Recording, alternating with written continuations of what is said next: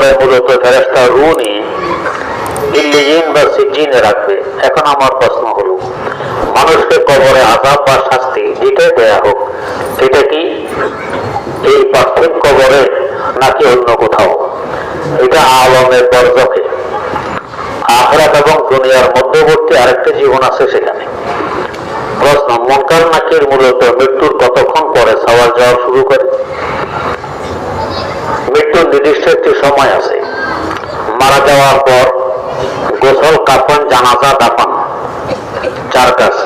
গোসল, কাফন, জানাজা, দাফন, এই চার কাজ করতে যতক্ষণ সময় লাগে, এরপরে 40 কদম হাঁটতে যতক্ষণ সময় লাগে, এরপরে সওয়াল জবাব শুরু হয়।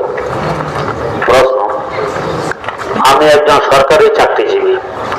প্রত্যেক কর্মচারীকে বাধ্যতামূলকভাবে ভবিষ্যৎ তহবিল জিপিএফ ফান্ডে সর্বনিম্ন 5% এবং সর্বোচ্চ 20% টাকা রাখার বিধান রয়েছে। সরকারের জমাকৃত টাকার উপর 13% লভ্যাংশ প্রদান করে থাকে। এই লভ্যাংশ নেওয়া কি জায়েজ হবে? ওই 5%-এর উপরে জায়েজ হবে, আর বাকি যে আরো 20% দিতেছে ওটার উপরে জায়েজ হবে না। প্রশ্ন, বর্তমান যুগে কওমি মাদ্রাসার ছাত্রদের জন্য ফার্সি শিক্ষার প্রয়োজনীয়তা কতটুকু? যদি কোনো ছাত্র ফার্সির পরিবর্তে দ্বীনের স্বার্থে ইংরেজির প্রতি আকৃষ্ট হয়, তবে কি এটা দোষণীয়? না, দোষণীয় নয়। প্রশ্ন, সময়তে এক লোক একজন মহিলাকে স্পর্শ করে উত্তেজিত হয়ে,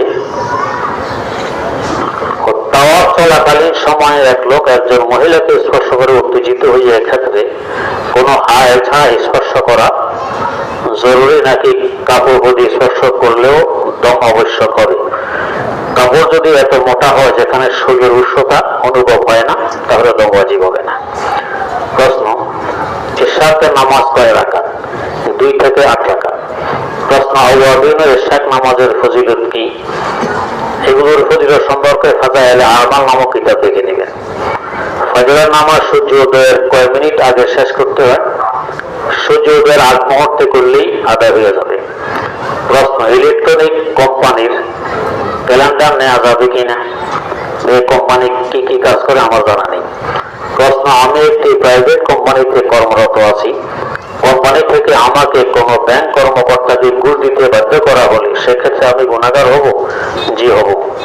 প্রশ্ন, 3 রাকাত নামাজ জামাতে পড়া অবস্থায় দ্বিতীয় রাকাতের পর বৈঠকে দুরূদ শরীফ পড়ে ফেললে সিজদা সাহু দিতে হবে? জি, দিতে হবে। প্রশ্ন,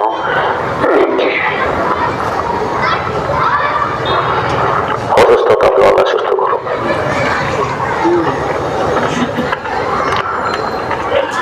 বর্তমান প্রচলিত তাবলীগ জামাত কোরআন ও হাদিসের তাবলীগ করে না, বরং নির্দিষ্ট কিছু আমলের ফজিলত বর্ণনা করে। অথচ রাসূল সাল্লাল্লাহু আলাইহি ওয়াসাল্লামকে কোরআন ও হাদিসের তাবলীগ করার জন্য গুরুত্ব আরোপ করা হয়েছে।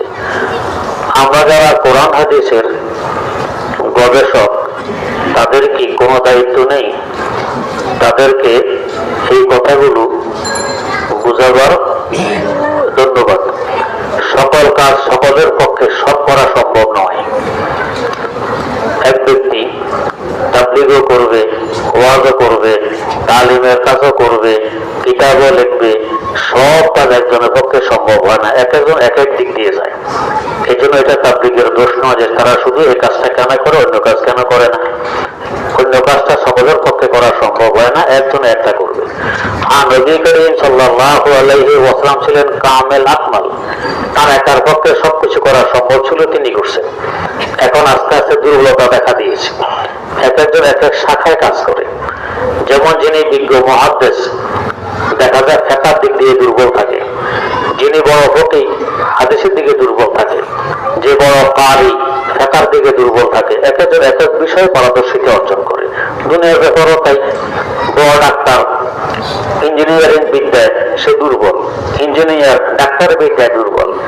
এখন যদি বলা হ্যাঁ আপনি শুধু ডাক্তার হইলেন কেন, ইঞ্জিনিয়ারও কেন হইলেন না, এটা ঠিক নয়।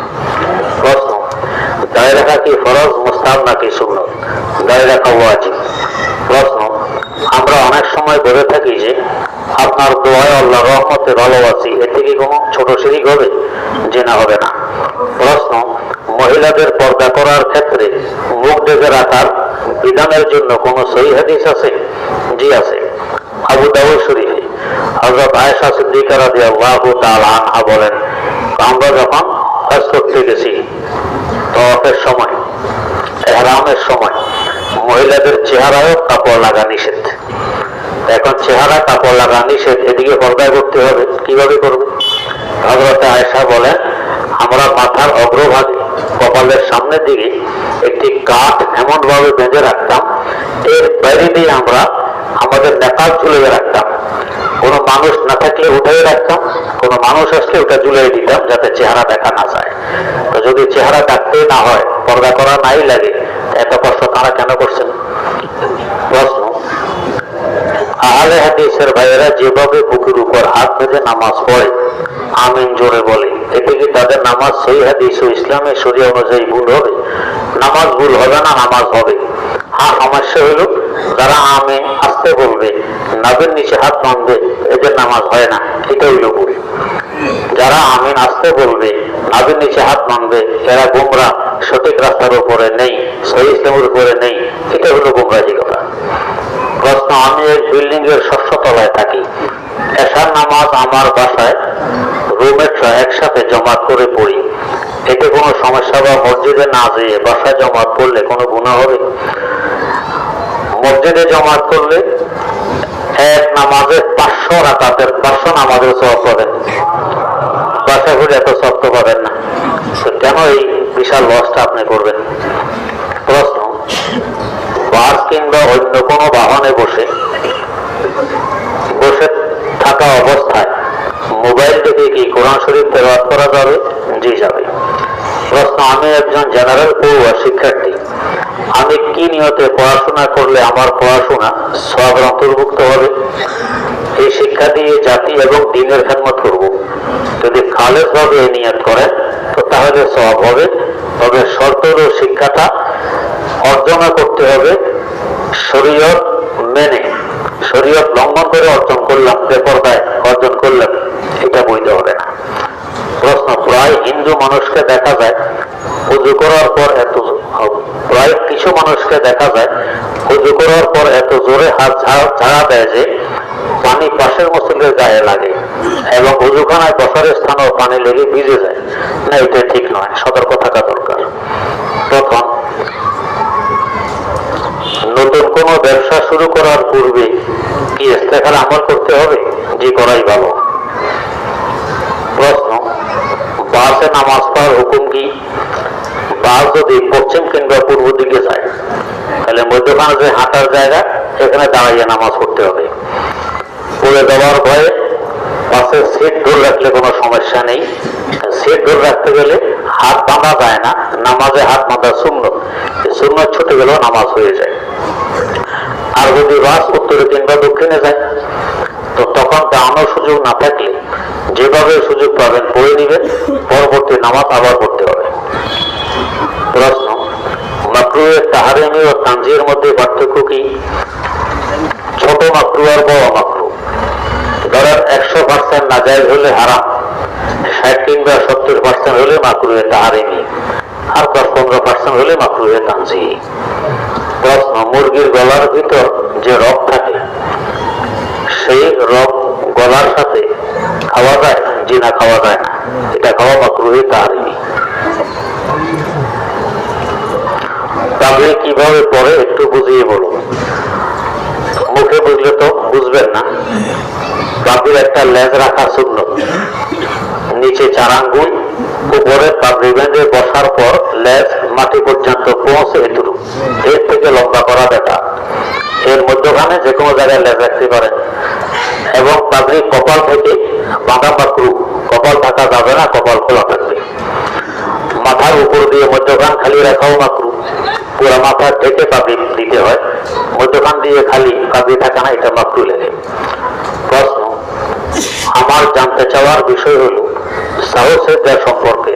হাদিসের কিতাবে সাহসের কয়েক ধরনের পদ্ধতি পেয়েছি। নামাজে কোনো রকম কম হলে একভাবে, আবার বেশি হলে ভিন্নভাবে আদায় করার কথা পেয়েছি। হাদিস দেখে মাসালা বের করা আমাদের সকলের পক্ষে সম্ভব নয়। এটা অনেক স্পর্শকাতর ব্যাপার। এই জন্য হাদিস থেকে মন্থন করে ফুকাহায়ে কেরাম, মুজতাহিদিনে কেরাম, আমাদের ইমামগণ মাসালা ফিকহ কিতাবে লিখে গেছেন, ওই অনুযায়ী আমল করবেন। সরাসরি হাদিস থেকে আমল করতে গেলে পদস্খলন করবে। আমাদের কুমিল্লার প্রাচীনতম মাদ্রাসা বটগ্রাম, প্রায় 114 বছর হয়েছে মাদ্রাসার বয়স। এই মাদ্রাসার ওস্তাদ ছিলেন আমার এক চাচা হযরত মুফতি আব্দুর রহমান রহমতুল্লাহ আলাইহি। ওনাকে এক ব্যক্তি একটি ফরয়েজের মাসআলা জিজ্ঞেস করে। পাশে আরেকজন আলেম ছিলেন, তিনি জবাব দিয়ে দিলেন, এইটুকু পাবে, অমুক অতটুকু পাবে, অমুক অতটুকু পাবে। আমার চাচা বললেন, জনাব জবাব ঠিক হয়নি। উনি কোরআন শরীফের আয়াত পড়ে দিলেন, এই আয়াত থেকে এইভাবে বোঝা যায়, তো আপনার বোঝা ঠিক হয়নি। এরপর আমার চাচা বুঝিয়ে দিলেন, চাচা ছিলেন ফকিহ মুফতি। পরে হার মেনে নিলেন যে বাস্তবে মাসালা বলতে হলে মুফতি হওয়া লাগবে, ফকিহ হওয়া লাগবে, মুহাদ্দিস মুফাসসির হলে চলবে না। আমরা তো মুহাদ্দিস মুফাসসিরও হতে পারিনি, এমনি হাদিস দেখে দেখে, তাও আরবি হাদিস তো বুঝি না, বাংলা অনুবাদ। যে বাংলা অনুবাদ করছে সে মাঝে মধ্যে মুজতাহিদ হয়ে যায়, নিজের মন গড়া অনুবাদ করে, ঠিক অনুবাদ করে না। তো বাংলা দেখেই আমি মাসালা আমল করা শুরু করব, এটা ভয়ের ব্যাপার আছে, এইভাবে পারবো না। প্রশ্ন, আমার কোনো প্রতিবেশী বা অন্য কেউ মারা গিয়েছে এবং আমি জানি যে তার 2 জানাজা হবে, তবে আমার জন্য কি জানাজা করা উচিত হবে? যে প্রথম জানাজা শুরু হয়ে যাবে। প্রশ্ন, কোনো ব্যক্তি যদি কোনো আল্লাহওয়ালার ভুল ধরে এবং বলে যে বয়ানটা এভাবে নয় অন্যভাবে করলে ভালো হতো, তবে কি তার ঈমান চলে যাবে? বলার কিছু ধরন আছে। তুচ্ছতা ছেলে করলে তো ভয় আছে, আর শালীনতার সাথে সংশোধনা নিয়ে বললে ভালো।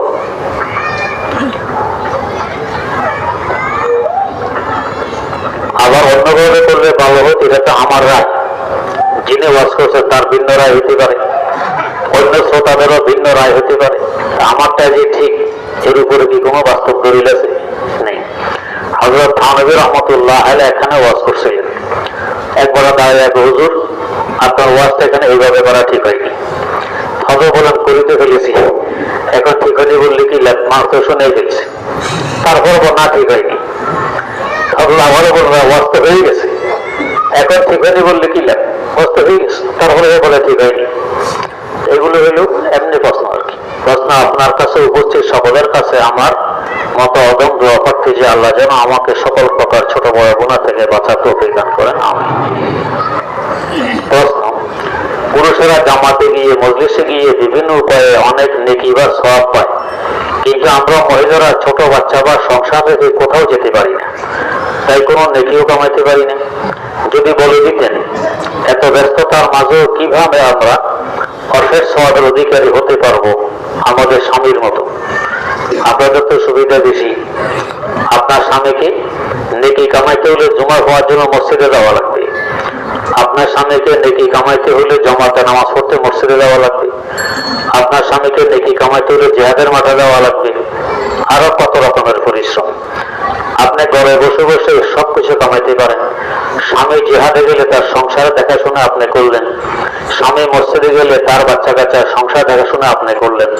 স্বামী মসজিদে গিয়ে জিহাদে গিয়ে যে সওয়াব পাবে, আপনি ঘরে বসে বসে বাচ্চা কাচ্চার দেখাশোনা, তার সংসার দেখাশোনা করতে হুবহু সেই সওয়াব পাবে। তাহলে আপনার জন্য সুবিধা, ঘরে বসে বসে সওয়াব পেতে পারেন, অসুবিধা নেই। প্রশ্ন, বাচ্চাদের কপালের যে কোনো পাশে ফোঁটা দিলে কি কোনো গুনাহ হবে? যদি মানুষের চোখ লাগার ভয়ে দেয়া হয় তো গুনাহ হবে না। মানুষের চোখ, এটা সত্য, হাদিসের মধ্যে আছে, আল আইনু হাক্কুন, মানুষের চোখ লাগে, ক্ষতি হয়। ও ফোঁটা একটা দিলে প্রথমে দৃষ্টি ওখানে পড়ে, তো চোখ লাগলে ফোঁটার উপরে চোখ লাগে, অন্য চেহারার উপরে চোখ লাগে না, এই নিয়তে দিলে জায়েজ হবে। প্রথম, মহিলারা বাসায় বাসায় গিয়ে যে মজলিস করে বা তালিম করে, সেই তালিমে যাওয়ার ব্যাপারে কি কোনো নিষেধাজ্ঞা রয়েছে? তালিম কারা করে এটা জানতে হবে। অনেক সম্প্রদায় আছে হকের উপরে নেই কিন্তু তালিম করে। আর যদি কাকরাইল থেকে, কাকরাইলের চিঠি পর্চা সহকারে জমাত আসে, তো তাইলে সে তালিম করতে পারবে। প্রশ্ন, দুরূদ শরীফ পড়ার সময় নবীদের নামের পূর্বে সাইয়্যিদিনা এই শব্দ যোগ করে পড়া যাবে কি? ফতোয়ায়ে আমিতে মুস্তাহাব লিখেছে, কারণ হাদিস শরীফে আছে, আনা সাইয়্যিদু বুলদে আদম ওয়া লা ফখরা, আমি আদম জাতির সাইয়্যিদ, এই হিসাবে আদম জাতি বলবে সাইয়্যিদিনা, আমাদের সর্দার। এই হাদিসে আলোকে সাইয়্যিদিনা বলা মুস্তাহাব। এখানে কেউ বলে হুজুর সাল্লাল্লাহু আলাইহি ওয়াসাল্লাম যে দুরূদ শরীফ শিখিয়েছেন, এখানে তো সাইয়্যিদিনা নেই। হুজুর তো নিজে পড়ছেন দুরূদ শরীফ, তো নিজকে নিজে সাইয়্যিদিনা কেমনে বলবেন? সাইয়্যিদিনা মানে আমার সর্দার, তো নিজকে নিজে কি আমার সর্দার বলা চলে না? আরেকজন আপনাকে বলবে আমার সর্দার, তাই আমরা বলবো যে হুজুর আমাদের সর্দার। হুজুর নিজকে নিজে তো বলবেন না, তাই নিজের দুরূদ শরীফে সাইয়্যিদিনা নেই। প্রশ্ন, অনেক বক্তাদের দেখা যায় বয়ান শুরু করার পূর্বে সালাম দেয়। সালাম দেয় না, এটা জায়েজ আছে কি? সালাম হলো ইনদাল লিকা, সাক্ষাতের সময় আগে থেকে স্টেজে বসা, তখন সালাম দেয় নেই। এখন চেয়ারে বসে খুতবা পার করা দিয়া সালাম দেয়, এটা ঠিক নয়। সালাম প্রথমে দিতে হয়। স্টেজে ওঠার সময় যারা ছিল তাদেরকে সালাম দিয়েই বক্তা উঠছে। প্রশ্ন, অনেকে বলে সুগন্ধি হিসাবে বডি স্প্রে ব্যবহার করা যাবে না, কারণ এতে অ্যালকোহল থাকে। হুজুর, বডি স্প্রে ব্যবহার করা যাবে কি? জি যাবে। অ্যালকোহল আছে, বডি স্প্রেতে আছে, আতরে আছে, কালিতে আছে, রঙে আছে, এই সব কিছুর মধ্যে অ্যালকোহল আছে। কালিতে যদি অ্যালকোহল না থাকে, স্প্রিট না থাকে, তো কালি এটা কাঁচা থাকবে, পানি লাগলে উঠে যাবে। আমরা যে কোরআন শরীফ ছাপি, হাদিস শরীফ ছাপি, বই পুস্তক ছাপি, এখানে অ্যালকোহল আছে, না থাকলে ভিজলে লেখা উঠে যেত, এখন এখানে ভিজলে ওঠে না। তো তাহলে কোরআন শরীফও নাফাক হয়ে গেল, হাদিসও নাফাক হয়ে গেল, অন্য কিতাবে নাফাক হয়ে গেল। মসজিদে রং লাগাই, ওয়ালে রঙে স্পিরিট আছে, অ্যালকোহল আছে, নাহলে রঙ এভাবে শুকাইতো না, তাহলে মসজিদে নাফাক হয়ে গেল। রঙিন জামা কাপড়, এইগুলোর মধ্যে স্পিরিট আছে, অ্যালকোহল আছে, তো জামা কাপড় নাফাক হয়ে গেল না। এক হইল যদি বস্তুর সত্তার পরিবর্তন ঘটে, তখন আগে যে বস্তু ছিল ওই হুকুম আর বাকি থাকে না। যেমন ধরুন গোবর, এটা নাপাক, আগুনে পুড়ে বানাই ফেলছেন ছাই, এখন এটাকে কেউ গোবর বলবে না, ছাই বলবে।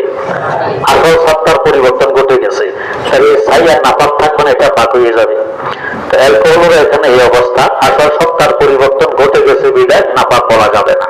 দ্বিতীয়ত, অ্যালকোহল বানানো হয় মদ থেকে, মদ নাপাক, এই জন্য অ্যালকোহল হয় নাপাক। কিন্তু আসল মদ হয় আঙ্গুরের রস থেকে, খেজুরের রস থেকে। আঙ্গুর খেজুরের রস থেকে মদ প্রস্তুত করতে অনেক খরচ পড়ে, এত খরচ দিয়ে মদ কেউ খাবে না। তাই বর্তমানে অন্যান্য বস্তু থেকেও মদ বানানো হয়, যেগুলোর দাম কম, আর ওগুলো নাপাক থাকে না। তৃতীয়ত, বর্তমান অ্যালকোহলের চাষ হয় পানিতে। এত ছোট পোকা খালি চোখে দেখা যায় না, কিন্তু কোটি কোটি পোকা থাকে পানির মধ্যে। ওই পানি থেকে সেই পোকা সংগ্রহ করে পোকার রস থেকে অ্যালকোহল বানানো হয়। আর পানীয় যত প্রাণী আছে এগুলো সব পাক, জিন্দা থাকলেও পাক, মারা গেলেও পাক। অতএব পানিতে যে অ্যালকোহলের পোকার চাষ হয়, এটা মারা যাওয়ার পরও পাক থাকে, ওইটা দিয়ে এখন স্পিড বানায়, খরচ কম পড়ে, তাই স্পিডকে নাপাক বলা যাবে না। প্রশ্ন, আমাদের মসজিদগুলোতে ফজরের নামাজের পর সবাই মিলে একসাথে সূরা হাশরের শেষের 3 আয়াত তেলাওয়াত করা হয়। যদি তালিমে নিয়তে করে তো ভালো, এতে করে অনেকের মুখস্থ হয়, অনেকে শুদ্ধ হয়। প্রশ্ন, আমি ব্লক বি মহল্লায় থাকি, তবে মাঝে মাঝে ব্লক ই মসজিদে নামাজ পড়ি, কেননা ব্লক বি মসজিদে নামাজ পড়লে একাগ্রতা খুব কম আসে না, নামাজে মনোযোগ থাকে না। আর ব্লক ই মসজিদে নামাজ পড়লে একাগ্রতা আসে, নামাজে মনোযোগ সহকারে পড়তে পারি। আমার জানার বিষয় হলো আমি এখন কোন মসজিদে নামাজ আদায় করব। আপনার নিজ মহল্লার মসজিদ যেটি, সেখানে একাগ্রতা আসুক আর না আসুক, নিজ মসজিদে নামাজেই আপনার পড়ার হক বেশি। প্রশ্ন, মাযুর ব্যক্তি চেয়ারে বসে নামাজ পড়তে পারবে কিনা? যদি এই পরিমাণ মাযুরে হয়, দাঁড়াইতে পারে না, নিচেও বসতে পারে না, বাধ্য হয়ে চেয়ারে বসতে হয়, সে পারবে। প্রশ্ন, বিভিন্ন ওষুধ কোম্পানি ডাক্তারদেরকে ওষুধ স্যাম্পল হিসাবে দিয়ে থাকে, ইহা বিক্রি করা নিজের জন্য করতে পারবে কিনা। ডাক্তারকে যদি মালিক বানায় দেয় তাহলে বিক্রি করতে পারবে, আর যদি দিয়েছে শুধু মাধ্যম হিসাবে ফ্রি বিতরণ করার জন্য তাহলে নিজের জন্য বিক্রি করতে পারবে না। প্রশ্ন, ঔষধ ছাড়া অন্যান্য গিফট দিয়ে থাকে তাহাকে করতে পারবে কিনা। যদি এই গিফট এর জন্য দেয় এবং ডাক্তারও এর জন্য নেয় যাতে ওই কোম্পানির ওষুধটা আমি প্রেসক্রিপশনে লিখি, চাই রোগের জন্য এটা বেশি হিট হোক চাই কম হিট হোক, তারপরে এটা লিখবো গিফটের কারণে, তখন এই গিফট হবে ঘুষ, এটা আরাম হবে। আর যদি রোগীর চাহিদা অনুযায়ী আমি প্রেসক্রিপশনে ওষুধের নাম লিখবো, গিফটের কোনো প্রভাব আমার উপরে পড়বে না, তো তাহলে গ্রহণ করতে পারবে। প্রশ্ন, জোহরের ফরজ নামাজে ভুলে শব্দ করে পড়েছি এবং সাউসেদা করিয়েছি, যে নামাজ হয়ে গেছে। প্রশ্ন, কারো স্বামীর যদি ঈমান আমল ঠিক না থাকে তবে ওই মহিলা কি স্বামীকে তালাক দেওয়ার এখতিয়ার রাখে। ঈমান না থেকে তালাক দেওয়া লাগে না, এমনি বিচ্ছেদ ঘটে যায়। প্রশ্ন, মাইয়িতকে গোসল দেওয়ার সময় প্রথমে উযু করাতে হবে নাকি টেপ লাগানোর পর উযু করাতে হবে। প্রথমে উযু করাবে। প্রশ্ন, কাপড় যদি এমন হয়েছে চিপানোর পরও পানি ঝরতে থাকে, এমন কাপড় যদি তরল না পাকি লাগে তাহলে সাবান দিয়ে একই সময়ে 2-3 বার ধুলেই হবে নাকি 3 বার পানি সম্পূর্ণ ঝরাতে হবে। যদি কলের নিচে পুকুরের ঘাটে কিংবা নদীতে নিয়ে ধোন তো 3 বার লাগবে না, অন্তর যখন সাক্ষী দিবে যে নাপাক চলে গেছে আর নাপাক নেই তাহলে পাক হয়ে যাবে। আর যদি বালতিতে ধোন তো তাহলে আপনার যে পরিমাণ সামর্থ্যে কুলায় এই পরিমাণ চিপার পরে আবার দিবেন, আবার নিজের শক্তি যে পরিমাণ আছে চিপার পরে আবার দিবেন, এভাবে 3 বার দিলে পাক হয়ে যাবে। আলহামদুলিল্লাহ রাব্বিল আলামিন والصلاة والسلام على أشرف الأنبياء والمرسلين سيدنا ومولانا محمد وعلى آله وأصحابه أجمعين ربنا آتنا في الدنيا حسنة وفي الآخرة حسنة وقنا عذاب النار ربنا ظلمنا أنفسنا وإن لم تغفر لنا وترحمنا لنكونن من الخاسرين رب ارحمهما كما ربياني صغيرا اللهم إنا نعوذ بك من الفتن ما ظهر منها وما بطن اللهم إنا نجعلك في نحورهم ونعوذ بك من شرورهم اللهم سلط عليهم قلبا من كلابك اللهم سلط عليهم قلبا من كلابك اللهم واقية كواقية الوليد রব্বুল আলামিন মেহেরবানি করে জিন্দেগীর সমস্ত গুনাহগুলো ক্ষমা করে দেন। আয় আল্লাহ বেশি বেশি নেকি কামাই করার তৌফিক দান করুন। গুনাহ খাতে অন্যায় অপরাধ থেকে হেফাজত ফরমান। মনের সমস্ত জায়েজ আশা আকাঙ্ক্ষাগুলোকে পূরণ করে দেন। সুস্থতার সাথে বরকতময় জিন্দেগি নসিব